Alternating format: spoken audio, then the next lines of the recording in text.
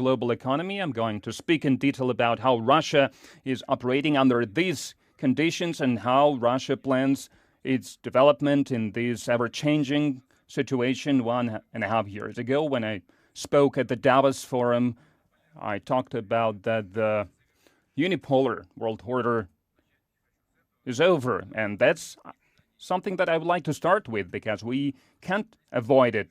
It is over, despite all the attempts to preserve it with any means possible. And it is only natural because changes are natural for history, because civilizational diversity of the planet, the richness of cultures is hard to combine with the political, economical, or other patterns, because it is not going to work. Because they are being imposed, those templates being imposed by one center, because this idea is flawed. When there is one strong country with a limited circle of other states that are allowed to be in this circle, and all the ideas of the foreign affairs, of trade turnover, is only interpreted within the interests of this one state. They only work one way. They only play in one direction, towards one goal.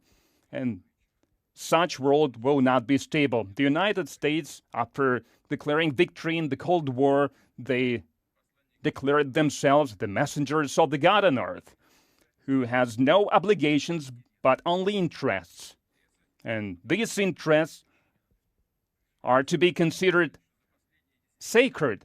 And it's hard not to notice that in the recent decade on the planet we have new powerful centers.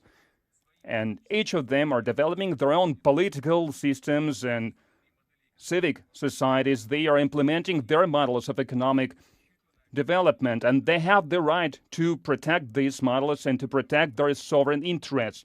We are talking about objective things, about revolutionary tectonic shifts in the geopolitics and global economy, in technology, and the entire system of international relations, where we see ever-growing role of the dynamically developing, promising countries and the regions whose interests cannot be ignored anymore.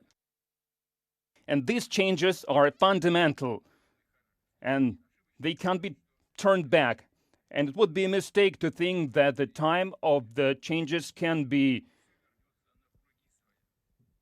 forgotten, that everything will go back to the way it was. It will never happen. But it seems that the ruling elites of certain Western countries, they still have this illusion. They do not want to see obvious things. They try to live in the shadow of the past. They still think that the domination of the Western politics is something that will never change, that is something eternal, but there is nothing is eternal. And our colleagues, they don't just deny the reality, they try to counter the path of history. They think of the things that are left in the past century. They are hostages of their illusions. I'm talking about the golden billion countries, and they think that everything else is their backyard, and they still treat them as their colonies. And the peoples who live there, they consider second-rate people because they think they are exclusive.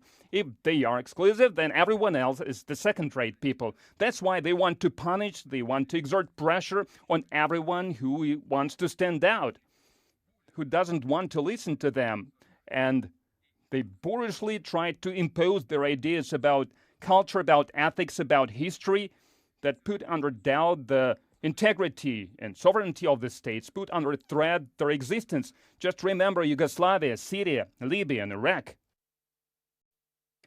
If they can't put down those rebellious attitudes, they try to isolate them or to cancel them, as they say now. And they use all the tools: sports, Olympic movement, cancellation of culture, and masterpieces, because their authors were born in the wrong country. This is the nature of the current anti-Russian sentiments and those mad, crazy sanctions against Russia. And they are not only crazy, they are thoughtless. The amount of these sanctions and the rate at which they are being taken is unprecedented because they want to crush the Russian economy by disrupting supply chains, by trying to make Western companies to withdraw from the Russian market, to raise down Russian assets. They want to deal a heavy blow on the Russian financial system, but they failed. It is obvious that they have failed. It didn't happen. They didn't succeed. Russian businessmen, Russian government worked in a professional manner. Citizens showed their unity and responsible approach. Step by step, we are bringing more and more stability into the economic situation. First, we stabilized financial markets, banking system, and the trade system, and then we added more liquidity and more capital to help for the sustainable development of the companies and to create more jobs. The prospects, bad prognosis about the state of the Russian economy weren't turned true, and we know what was the reason of this propaganda campaign. Where did they get this 200 rubles for a dollar and about our devastated economy? That was just a weapon in the propaganda war. It was a way to exert pressure on the Russian society and on business circles with their own hands. We can see how the social situation has exacerbated in Europe and in the United States as well. And the commodities price are growing. Food price is growing. Energy price and the fuel price is growing.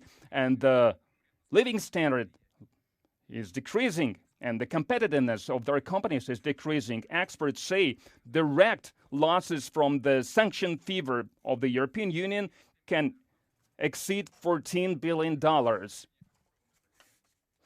billion. This is the reality that we're taking against common sense. And this is the burden that will be put on the population of Europe. The inflation is more than 20% in certain areas of the European Union. I have been talking about our inflation, but compare it with Europe because they are not carrying out any special operations. And still, their inflation is growing and it reached 20%.